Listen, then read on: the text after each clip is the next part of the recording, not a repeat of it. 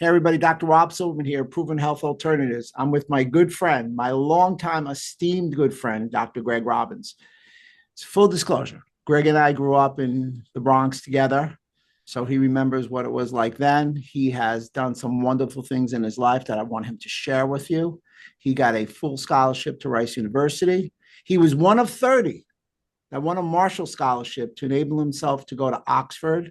In Oxford, he achieved a master's and a PhD. He's founder of Robins Advising, where he basically solves problems for everybody. And believe me, when I say advising, it's financial advising. But this guy, nobody is a problem solver in any issue in life better than this gentleman. In addition, he's a singer, songwriter, and author. He has a wonderful TED Talk out there. You guys, I recommend take a look at it. Greg is once again playing tennis, and that's brought us to this point right now to start discussing, at almost 60, playing tennis at an elite level in Switzerland. What's going on, my friend?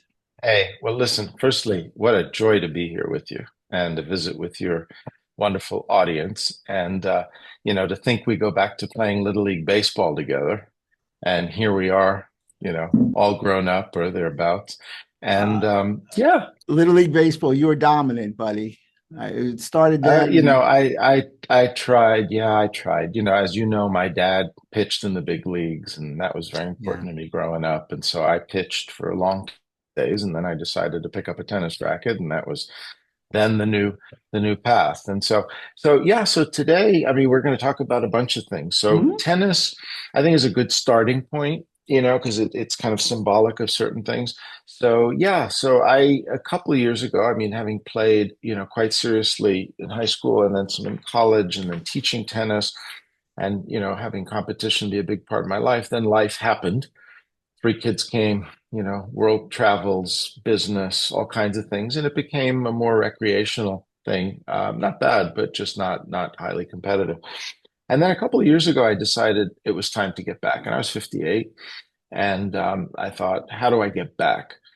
And that was not easy. I basically decided to go play. I live in Geneva, I live in Switzerland, and so I'm a big fan of Rafael Nadal. So I went down to Mallorca and I signed up and I did an intensive week at his academy, Mm, which was pretty cool. It was with his uncle Tony Nadal, who's a really interesting guy. And so I spent a mm. lot of time with him. I met Rafa there because he was hurt, so he was there. And the long and short of it was it absolutely destroyed my body after about 2 hours. So I went down there thinking this is going to be great. I'm going to find my old form. And I was completely underestimating what it was going to take. And Right. so physically I wasn't in shape to play. I hadn't really played much. And that was a huge wake up call. And that week was a wake up call, right? Which is again in life, we Sure. have to prepare for things. But it was a good wake up call, which is another, thing in life. We often get kicked in the teeth and it sucks, right, when it happens. But then we learn something from it, right? And so I went away from there not saying, I hate this. This was really unpleasant. I went away saying, this is exactly what I needed because now I'm really going to kind of work hard. And so then, a plan went in place. And the plan was first I could get this body in some kind of shape to play again, to move again, uh, secondly, start training again, start, hitting the ball. And that happened. And so that would took about a year and a half to get back to a level that I thought was kind of okay. And now this year is the next phase of that, which is Mm. competing again. And that's different. It's different to go out and play and hit the ball well. It's a totally different thing to go out there, get on a court with good players and compete, problem solve, find solutions and do it with a body that's not a 20-year-old body, Yeah. right? So I've got a little arthritis in my knee, I've got a little thing in my wrist, and you just learn, you got to just play through those things. And so I am feeling very vital. 60 is literally a few days away. And look out.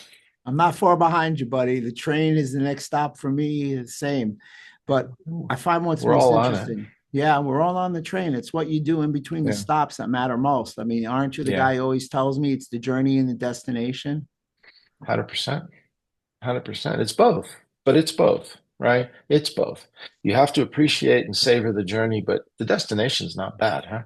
You're not just Agreed. journeying for no reason, right? We don't take trains and planes and things just to kind of ride through the sky. We actually want to go somewhere, right? That's correct. So, Yeah. so destinations matter.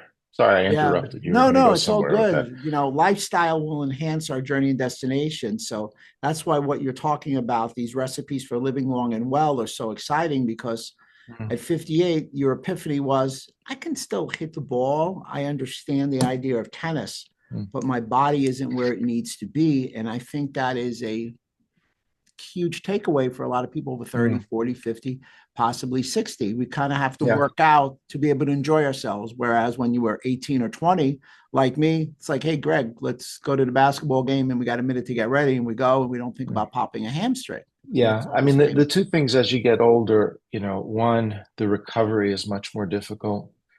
Much more difficult, takes longer. When you're younger, I remember playing tournaments. You play 2 matches in a day, you bounce back the next morning, you're out there.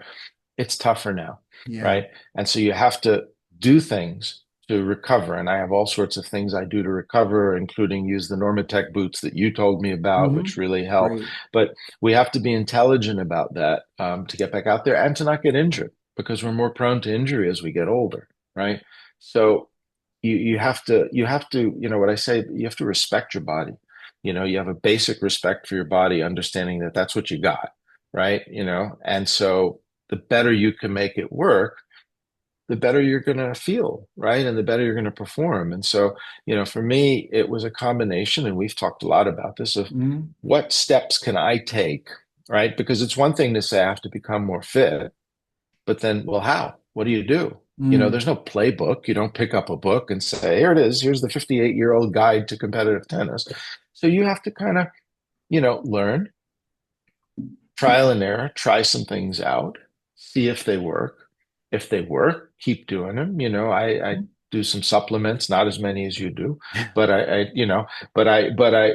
do some, and like athletic greens was a good thing for me. I've done it Right. for years. I like Right. it. I feel good. I don't get sick very often. I really feel good. I do a few other things, omega-3, collagen, and, Beautiful. and, and a few other Beautiful. things. And that's my routine, and that works. And if I try something and I don't like it, or if it doesn't work, or maybe something works for a time, life comes in seasons, right? So it works for a while, but then maybe it doesn't. So another thing you got me onto was intermittent fasting. And a few years Absolutely. ago, that was really a big thing, and I liked it. And I did it religiously, and I would wake up and I wouldn't eat until lunchtime, and I got energy from that, and I took some pride in doing that. And then, I kind of at a certain point reevaluated it, partly because I listened to some people like you, and then other people like Mm-hmm. Peter Attia and Uber, and people that started to say, well, maybe, it's better to get some protein early in the day and stuff like that. So I tried that, and I've gone back to having breakfast again. And I don't Mm-hmm. worry about fasting, and that's okay, Yeah. right? That's perfectly okay. I think people need to just try things out, see if they work for you. They might work for you, they might not work for somebody else. And then your body tells you, our bodies tell us a Yeah, lot. without question. You And know? the idea of intermittent fasting, you're now doing something we call intuitive dieting or intuitive lifestyle. And that's the way Hmm. to go based on, obviously a highly educated individual, but you're listening to other proverbial experts other than me. And, you're implementing Yeah. specific things. And intermittent fasting, I mean, everybody can intermittent fast in 12 hours. You just don't need it in the first hour when you wake up. You Right. don't need 3 hours before you go to sleep. And that's sufficient for all the health promoting properties that a Yeah. proverbial intermittent fasting. I think people, and you found that out, they want to go 16, 18, 20, 4 days, all this kind of stuff. And it doesn't make sense. And a real good takeaway in what you said was Mhm. protein. It is the miracle Yeah. macronutrient because protein allows muscle mass. Muscle mass by Hmm. Gabrielle Alliance has been called the longevity organ. So you've done a Yeah. great job putting together the physical health. But for Thanks. you, you always like to combine the mental health. You've always told me it's mind Yeah. body combination. So you want to That's go through correct. some of Yeah. the steps that you did for your success? Sure. Just let me add one more thing on the physical side because some listeners Mm-hmm. might be interested. I almost entirely cut out alcohol, Mm. right? And I have to tell you, I live in wine country in Europe. I Mm, love to drink good wine.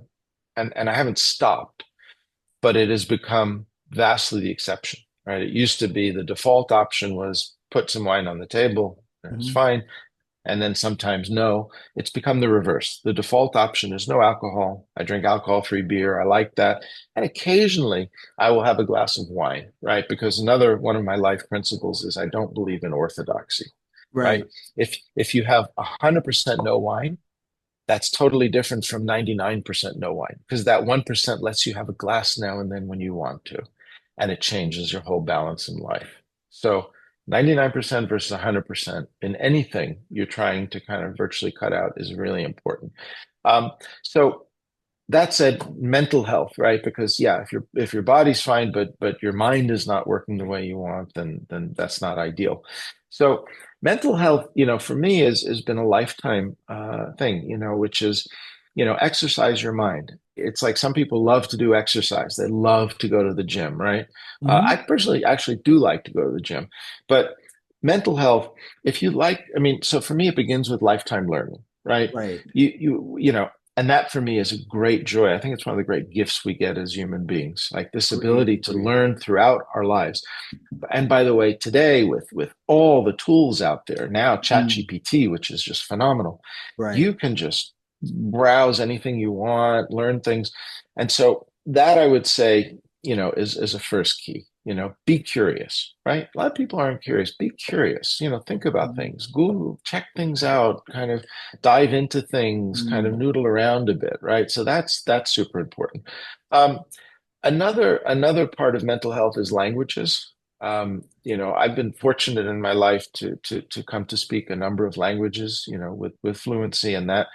Um, and that is not about just communicating. I think people make a mistake that want to learn other languages that don't speak them, thinking that, it's just simply a way to communicate, right? Pass the salt is, you can say that in a couple of different languages, but it goes way beyond that, because through language you discover other cultures, you discover other ways of thinking.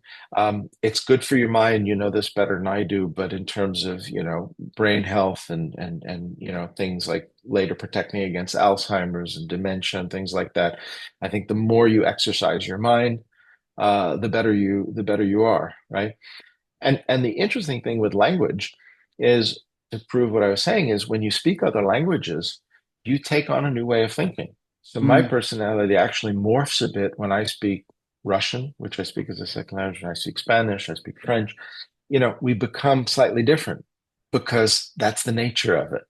So yeah, I encourage everybody out there who wants to, kind of expand their horizons to learn other languages and explore other cultures. It's very rewarding. A couple of points in what you said, interesting in that the Mm, curiosity. I mean, wouldn't you say that you can improve your mind over a duration of time, whereas your body may not be able to hold up as long? So, like you said, it's one of the great gifts to be curious and intellectually curious. In addition, yeah. I'll say this because I've lived in New York basically my whole life. You can Hmm. become very New York centric, and the Yeah. ability to travel and try and speak some other languages broadens horizons and Hmm. really is one of life's endeavors for myself and my wife and many other people, because if I'm trying to message health to people, sometimes you have to meet them halfway, and you've done a great Absolutely. job in that. Well, thanks. I mean, remember something, within what you just said, right?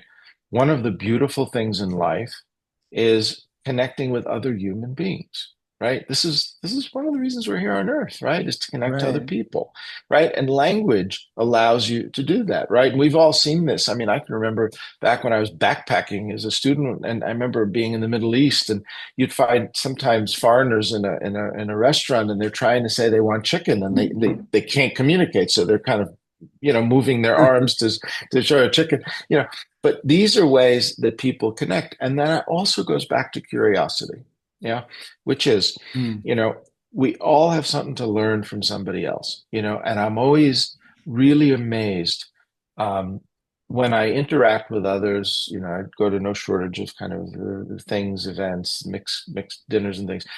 And you sit with somebody and they don't ask you a single question about you. They just talk, right? Mm, And by the way, I'm fine because I like learning from others, so I don't need to broadcast all evening. mhm. But I find that remarkable, because each person you meet, you can learn something. Everybody True. listening to this podcast, take that, if no other takeaway from this Agreed. in your life, try to learn from other people, try to listen a little bit more, try to hear what people have to say, because no Mhm. matter the person, you'll learn something, and ask questions. A lot of people don't do it. It's really remarkable.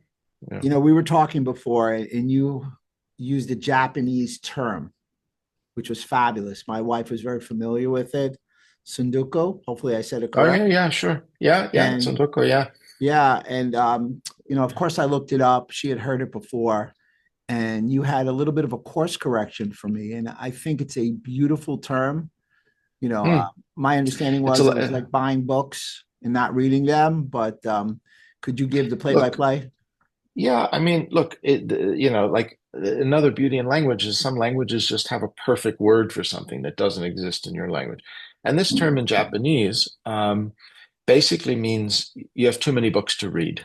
You've collected too many books. You can't read all of them, right? So those of us that have libraries, and by the way, not just physical libraries, but virtual libraries, we get overwhelmed, right? And some people get frustrated, right? Because you just have too many books and you think, oh God, don't buy another book, because you already have too many to read. But in fact, there's a beauty in it, right? Because we're not going to read every book we want to. This life is finite. We're not going to get through all of them. And I read a lot, but you're not going to get through all of them. Mhm. But the idea that you're constantly striving to continue to push yourself forward to read as many of them as you can is a really good thing. And what we were talking about earlier offline was this idea that metaphorically, it's kind of like life, right? Yes. There's more stuff we want to do than we're going to be able to do. Right? It's just both the reality and the beauty of it. Some people would have some sadness in that, but in fact, no, it's nice to have too many things you want to do. So just take it as it is and just say, I'd like to do this and this and this, and I'm going to strive to do it. And the corollary of that is, of course, you can do a lot more than you think, right? Both in Right. terms of volume and in terms of tasks. And again, we were saying earlier, there's some things we can't do, right? So I was never going to run a 4 minute mile, Neither right? My was I. body was not built that way. I could have trained more than anyone, and I wasn't running a 4 minute mile, right? But there are things I could do. And so I trained to get to that place, right? So Right. again, everybody listening, you can't do anything. That's not true, right? There are things we can't do because we're genetically not designed to do those things, but there's an awful lot we can do, right? So have too many things, do the best ones you can, do as best you can. That's how I've kind of guided my And life. if someone had to highlight a point from today's podcast, that would be another great point to highlight.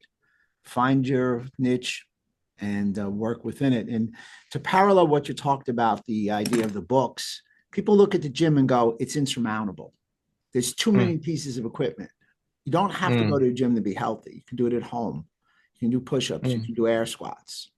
mm, And another point that you made great about meeting people, community, mission, that's mm, actually a longevity hack mm, because when we learn we're happy, at least I know you and I mm, are, and most people that listen to mm, the podcast are. So that, for me, traveling is learning and seeing something. And it's, look, I am ecstatic. We're both Americans. mm, There's no place I'd rather live, mm. speaking for myself. However, there's no place I'd rather travel from as well and see other people.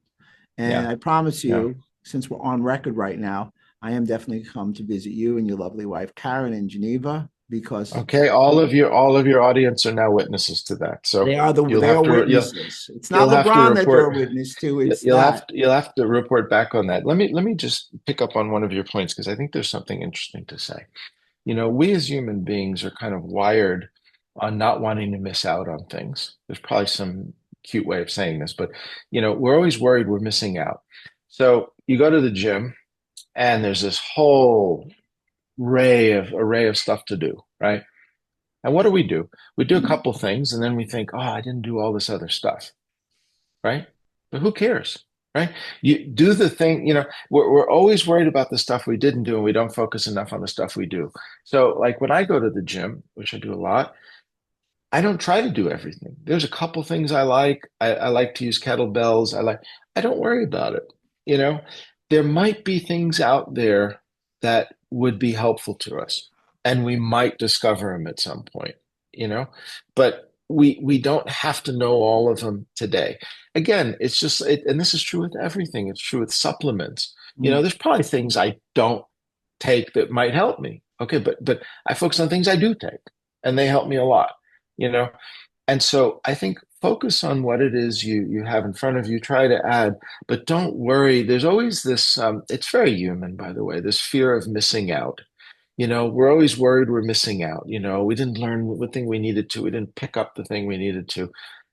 You got enough to get yourself going. So focus on those things. Don't worry you're missing out on everything else.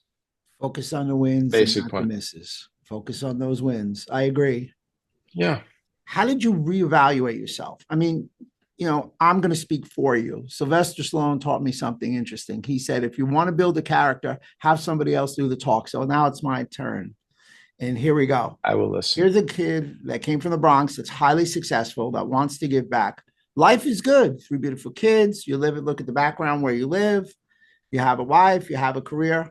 Why the reevaluation? It's a great question, and I really appreciate it. I think, our great superpower in life is being able to adapt and being able to, kind of improve ourselves. And so I think once in a while we need to not be complacent. We need to step back and think. And for me, maybe one point worth talking about is when I turned 50, which was virtually a decade ago, really. Blink And of as an I eye. turned 50, I said, I need to rethink a little bit.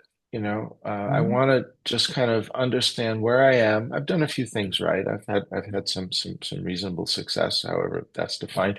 But what's next? What's Right. next? And what else am I on this earth to do?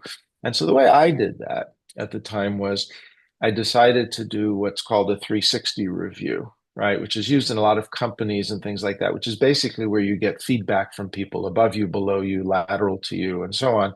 And that feedback creates a kind of set of performance measures, and skill measures and so on.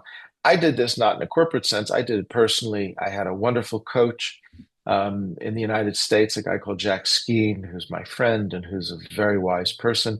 And he helped me so much by creating this evaluation where we brought 13 people in of different kind of backgrounds and different skills, but all that knew me pretty well, and I thought had a pretty good vantage point on the world and the business world. And each of them spent an hour talking to Jack through a set of defined questions to give feedback on me and who I am and what I do well and what I maybe don't do so well and so on. And Wow. that was terrific, right? And my brief to them was, guys, I don't need an ego enhancing thing. I don't need to be told great things. I just want to know the truth. I'm fine. Don't sugarcoat. And so what came out of that was one of the big surprises was that it wasn't that surprising, which made me feel good. I didn't kind of read and think I was reading about somebody else, which meant that I kind of had some self-awareness of who I was. And two, it really helped me reshape my life. It got me out of the banking world. I decided I'm not working anymore for companies. I'm going to start working for myself. Number one. Number two, I'm going to, kind of prioritize a number of projects in my life apart from business, all my creative pursuits. You talked about my music, my writing, all of these things were important to me. Um, it told me that education was core to who I was, being an educator, which I knew because I'd always been teaching in business schools during my professional career, as I continue to do. So all of those things led me down a completely different path, and that's where kind of Robin's advising the seeds of that started. Um, and in doing that, so again, for people listening that this appeals to, one, if you really want to rethink your life, you need others to help you. Other people need to tell you what they think. And you don't have to hire, you don't have to create a big formal process. You can just reach out to a few people who know you well and say, hey, What do you think I'm good at? What do you think I'm not so good at? Do you think I'm doing what I was meant to do or not meant to do? And that's a great way to start to kind of, inform yourself, right? Then the second thing you have to do is say, what is most important to me? What are my priorities in my life, right? And that could be a number of things, right? It could be money, it could be fame, it could be, success in your work, however you define that. For me, I can tell you it was very simple. It was freedom, right? What I wanted was freedom, right? It wasn't about money. It was about freedom in time and freedom in space. I wanted to have a way that I could do the work I wanted to do, which is a lot. I'm pretty busy, but I wanted to be able to do it where I wanted and more or less when I wanted, so that I could arrange my schedule to allow myself to have time to do other things I wanted to do. That was my goal. And fast forward, my 50s allowed me to kind of do that. And by the way, just as a kind of asterisk to that, just the other day, I sent an email to these 13 people and my coach to thank them, right? To say, guys, 10 years later, I just want you to know and a lot of these people are good friends of mine, but that hour that you took 10 years ago and that work that Jack did changed my life. And this is how it changed my life. And I wanted them to know that. And I wanted them to know that I really appreciate that. So gratitude is always important in life, right? That Because really without them, I couldn't have done this. I that, couldn't have done it the same way. that really highlights 2 points: freedom. So I think that obviously you were talking about certain freedoms. There's a financial freedom. There's a health freedom. I mean, if you're sick, if you always have to use the bathroom or something like Mm, that, there's things that you can't do. And it really echoes the theme that you and I have talked about that I know is very near and dear to you about nobody makes it alone. Arnold that's 100% Schwarzenegger right. says, I am not a self-made man. And he's perceived as the self-made guy, as an immigrant, bodybuilder, Mm, movie actor, yeah. governor of California, and everything like that. And he says there were people that helped along the way. And that's something that you always say. And I It's think that's one because of your it's true. credos. Because it's true. It's 100% true. I mean, anybody, by the way, anybody listening or anybody out there that thinks that their success story because they're self-made is either in denial or delusional, because it's Mm, just not true. We are products of our system. We all, you and I grew up in New York City. We benefited from the public schools. We benefited from the yes. environment we grew up in. We've benefited in our lives from people. We've benefited, you know, you mentioned earlier, I was fortunate. I went to Rice. I was enabled to do that. I didn't have the means to do that. I was able to do that. And Mm-hmm. then I was able to go to Oxford, twice. The Rotary Club gave me a grant. The Bronx Rotary Club sent Mm, me for the first time to Oxford, which was remarkable. And then later I got a Marshall Scholarship, which was great. And I'm very honored by that. And just to say, fast forward 35 years or whatever it is, I've now become a Rotarian in Geneva. I give back. I'm mm. committed to the Rotary organization, to the service that it does. And now for my 60th birthday, I've asked people, please don't give me gifts. Please make a contribution to the Marshall Association. You know, um, that means something. Because Sure. that's where how I got to where I am. And so I think in life, we need to recognize we've stood on the shoulders of others or on other organizations or other support structures and just accept that. That's actually, seeking help in life is something to be proud of, not to be, ashamed of or bashful of, right? We seek out help. We all need help, right? Yeah, All of us. absolutely. And so, yeah, so I think Arnold Schwarzenegger was absolutely right there. And yeah, that's the way life works. Warren Again, Buffett, Warren Buffett, who everybody knows, says he's lucky that he happened to be born in America and he had opportunities that other people wouldn't have had if he was born yeah, in many other countries in the world. So just the fact that you were born somewhere, you know, even in the Bronx, right, is yeah. is important. You know, uh, I'm going to reveal something to the followers. Greg and I, as you guys all know, he's a very dear friend of mine. And I think in some instances, even though it's an adjective, he's my emulous. That said, we're walking, and there's my wife with two of his daughters. we're in the village. It's a beautiful day. And told him that I had certain desires, goals. And he says, sometimes you have to be lucky. But the one thing you always have to remember is you have to fix yourself before you can fix others. So I'd like you to Mm, expand on that theme. Now, that really spurred me on. And that's why I do the mm, podcast, because I want to yeah, help others. Everybody knows my yeah. story, so I don't want to belabor the point, but I'd like you to take the baton and run with that a little bit. Mm. So it's funny you mentioned that. I'll tell you where that came about. So I'm a huge fan of Tim Ferriss, which is, as many people are, who's just a wonderful contributor to the world and to the knowledge of the world and to other people's well-being. But Tim Ferriss has a great podcast, and one of the things he typically asks every guest is, "What would you put on a billboard?" Mm. If you had a billboard to advertise. And I haven't been on Tim's podcast. I'd love to one day, but I Yeah. haven't. And so, but I always thought about that. And I thought what I would put is, fix yourself, help others, because most people do the opposite, right? Most people are running around trying to fix other people and help themselves, right? And the truth is, you can't fix other people. You can help other people, but you can certainly fix yourself, right?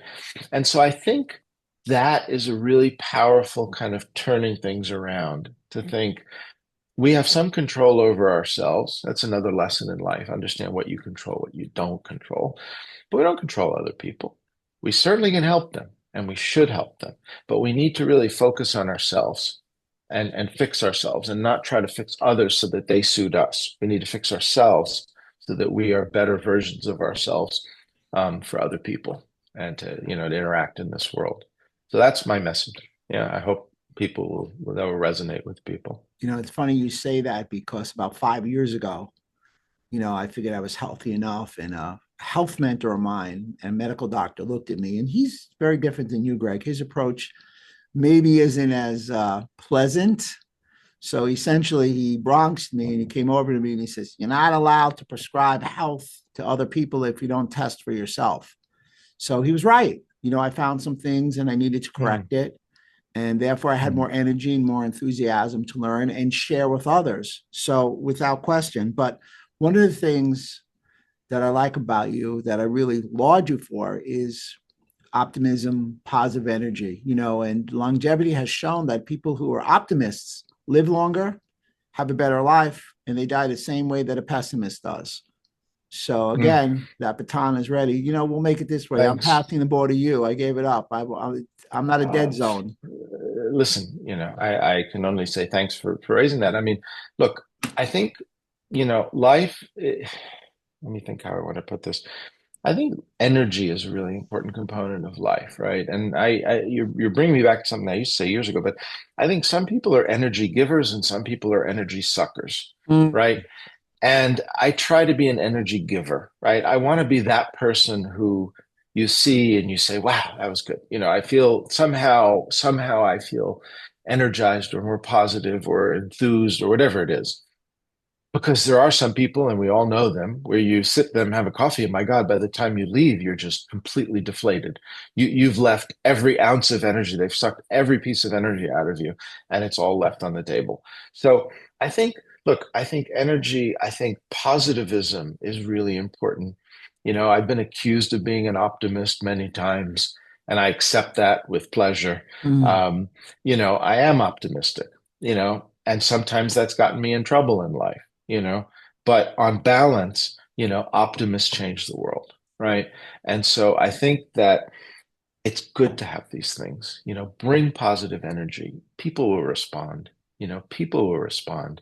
And it's harder to do that. The easiest thing in life is to be critical, right? That's why there's so much criticism. I mean, just open up social media, Mm. right? Everybody's Right. got a damn thing to criticize. Everybody's got an opinion to no, no, that's easy to do. Being a critic is easy. Yeah. Being an advocate is harder, right?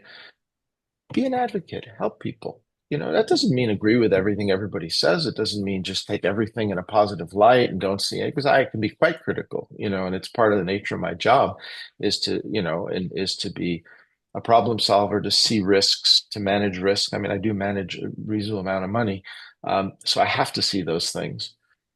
But I think in life we need to be optimistic and bring positive energy to people. I think that's not only a good thing. I think it's a responsibility, to lift other human beings. I mean, look at the Agreed. world today. Look at everything out there. I mean, my God, we need to bring something because you certainly on the internet, you don't get it by opening the newspaper, Right. right? You know, a young person listening to you, us, if you will, they'll say, hey, Greg, Dr. Robbins, even though you hate that, it's easy for you to say, you're here now. You didn't have any setbacks. Everything worked. It was 100% Mm, easy. And mm, we all know that we had setbacks, but aren't there some silver linings in the setbacks? yeah. So yeah, wow, thanks for that question. I mean, there's a lot wrapped up in there, right? Number one, the young people listening, um, you're going to be our age someday, and you're going to have the benefit of doing some of these things sooner than we did because we had to learn some of them the hard way. So, what I'm saying, I think, is as relevant to young people as it is to older people. It's especially relevant to people in middle age, let's call it. Um, and I have, as you mentioned, three wonderful daughters. They're Mhm. 25, 27, and 30. Super proud of them. They're all launched in their passions and doing their things, and it's just a wonderful thing to see. And I still try to share, whatever wisdom I can with them. I try to help them when they need help, and I often tell them, and it's not to suggest they always agree with me. It's nice when they do. I get a kick out of that, but Mm. hey, listen, I lived through some of these things you know, let me try to explain to you a little bit how I see it because I have a little perspective from the other side. So I would say for young people, don't let the years go by, get ahead of the curve a little bit. As far as silver linings, um, you know, okay, I have a lot of things that I'm very happy with in life. It hasn't been an easy life, right? And there have been many setbacks in my life, one of which firsthand because, we went to the Bronx High School of Science and I dropped out, right? So I was a high school dropout for a year. It's a whole other story behind that. But, you know, um, we need to learn to be resilient. We need to accept the fact that life can be messy, which has been a pet topic of mine over the years. I've written about this, I've talked about this, living messy lives. Lives can be really messy. You know, Later in life, you kind of look back and it seems to make sense, right? So Steve Jobs gave a famous Harvard comment, I think it was Stanford, sorry, where he talked about connecting the dots backwards in life, right? You can connect the dots backwards, not forwards, right? You look back and you go, oh yeah, that all kind of Mm. made sense. But we shouldn't lose sight of the fact that it's all messy, and for everybody listening, we tend to Photoshop our lives, right? A lot of people do. So people's Facebook, LinkedIn, all that stuff, resumes, it's all fine and it all serves a purpose, but it's just not real life, right? So if anybody thinks they are their LinkedIn profile or they are their Facebook feed, they're deluding themselves, right? We are these complex sets of experiences, some positive, some not so positive, that make us human.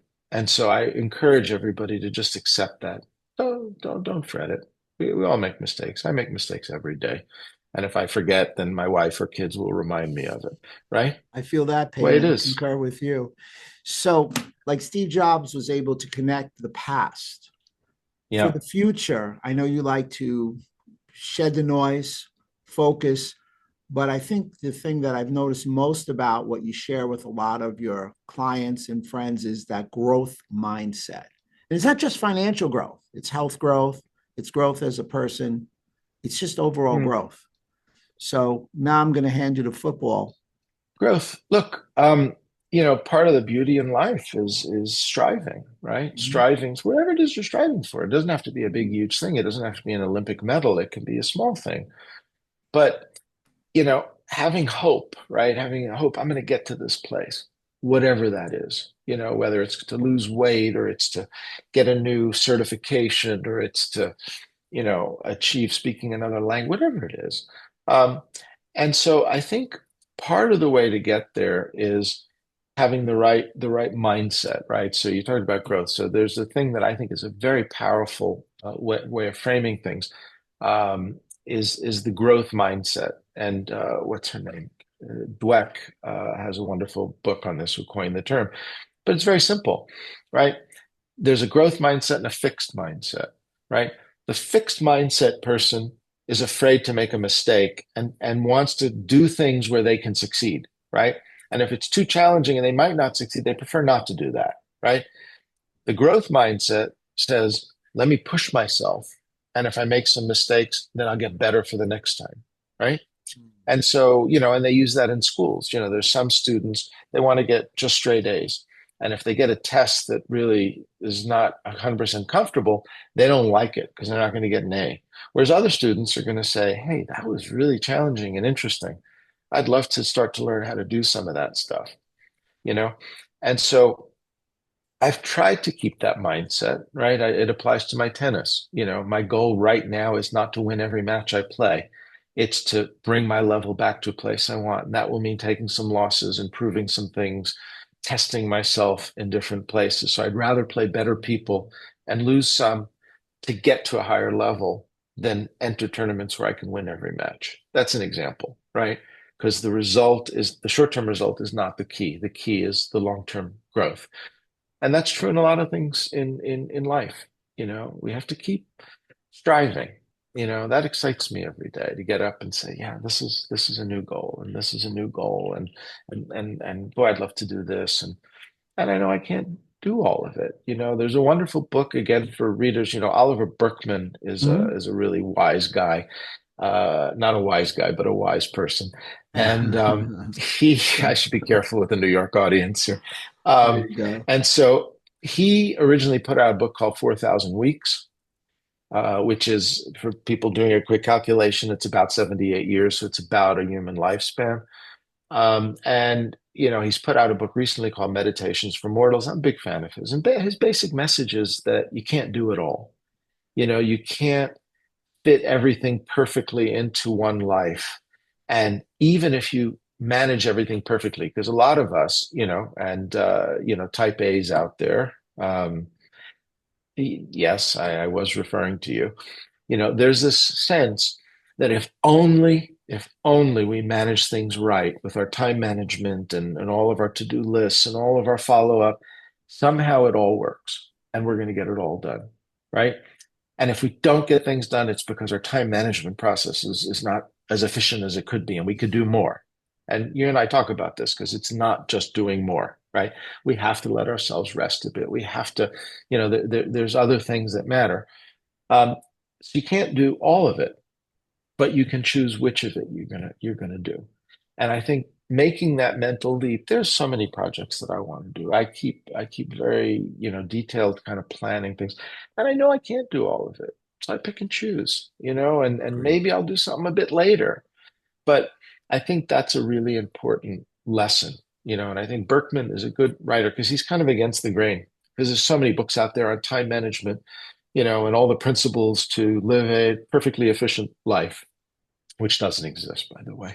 So I want to get to some takeaways because Sure. you spurred me on to make sure that there are some takeaways. So I'm going to make you do two conclusionary type of recaps. Number one, since you really want to motivate the 20 and the 30-year-old, how is the information that you shared relevant and how could they implement it for Monday morning and go on their path? Yeah. Wow. It's a great question. Um, I think this fundamental idea, I kind of view success in life as kind of figuring out who you are and then living as that person and being the best version of that person you can be, right?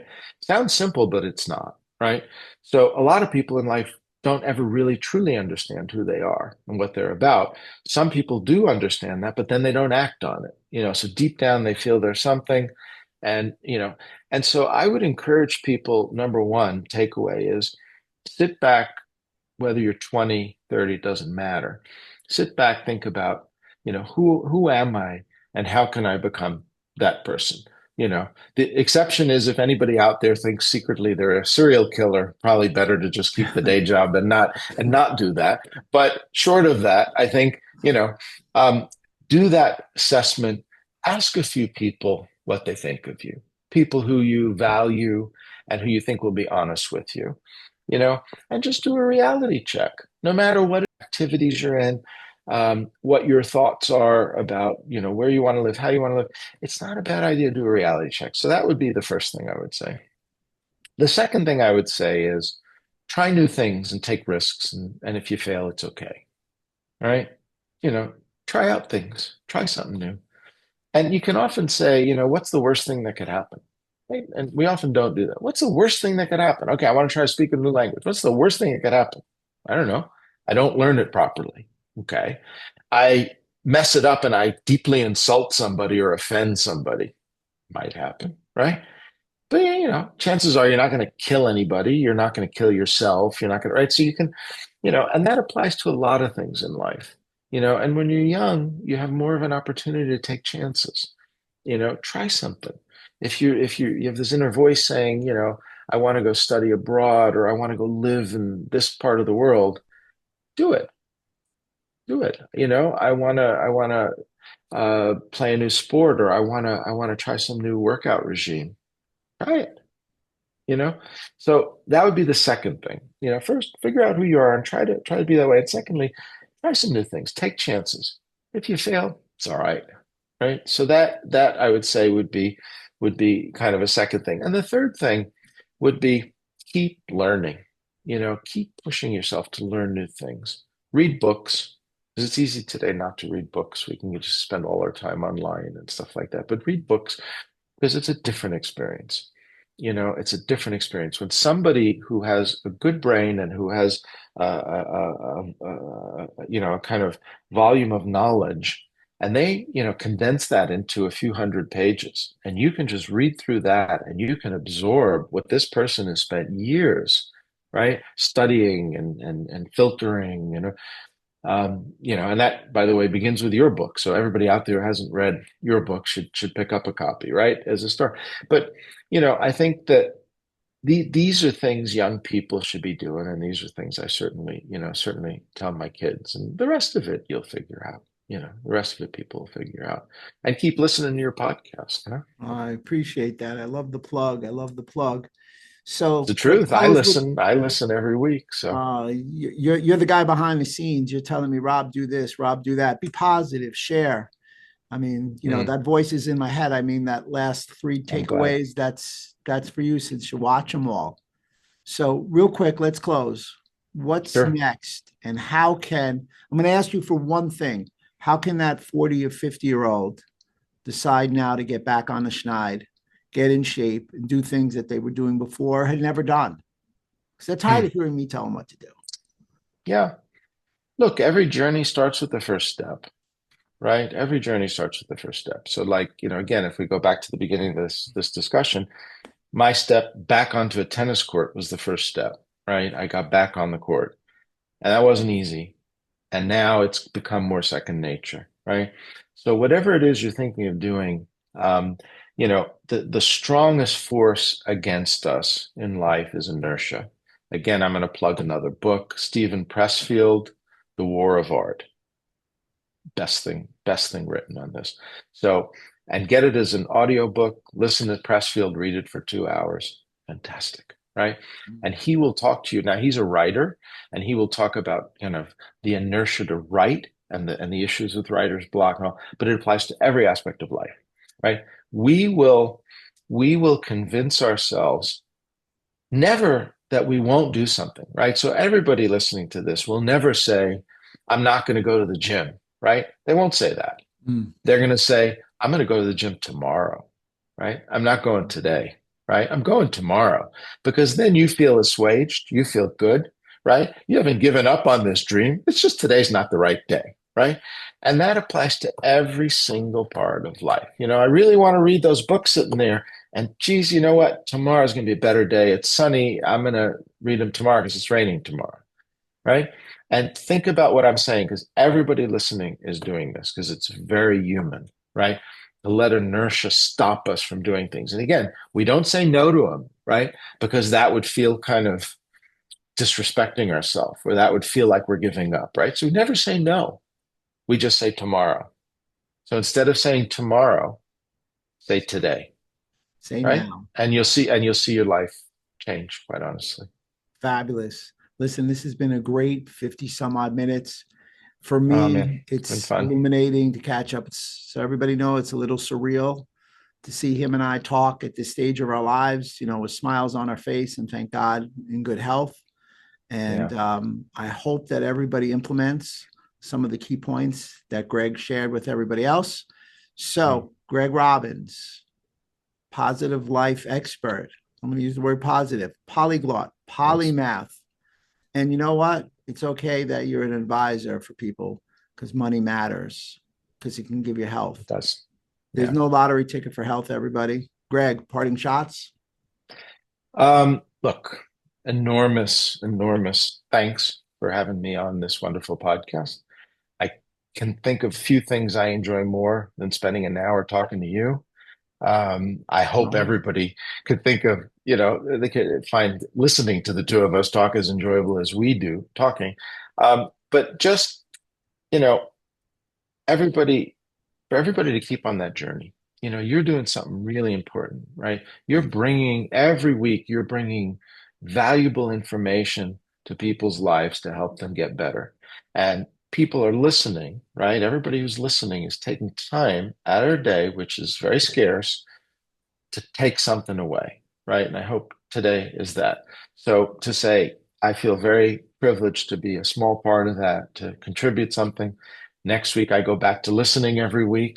Um, and, thank you very much for this. And the 50-year friendship continues, huh? No doubt about it. I look forward to 51, and let's go to 100 and see what happens after that. Because I've told God everybody willing. live to about 120 and die of hypervitaminosis. Nevertheless, it's been my pleasure once again. Gregg Robins, Rob Silverman, Proven Health Alternatives. Thanks so much.